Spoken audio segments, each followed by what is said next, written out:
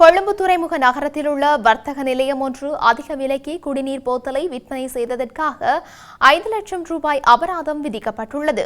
குறித்த வர்த்தக நிலையம் 70 ரூபாய் விலை கொண்ட குடிநீர் போத்தலை 200 ரூபாவிற்கு விற்றுள்ளதுடன் இது தொடர்பான வழக்கு நேற்றைய நாள் கொழும்பு பிரதான நீதவான் நீதிமன்றத்தில் விசாரணைக்கு எடுத்துக் கொண்ட போதே அந்த வர்த்தக நிலையம் தமது தவறை ஏற்றுக்கொண்டுள்ளது. குறித்த வர்த்தக நிலையத்தை கடந்த ஜூலை மாதம் 16ஆம் தேதி நுகர்வோர் விவகார அதிகார சபையின் விசாரணை அதிகாரிகள் சோதனை செய்துள்ளனர்.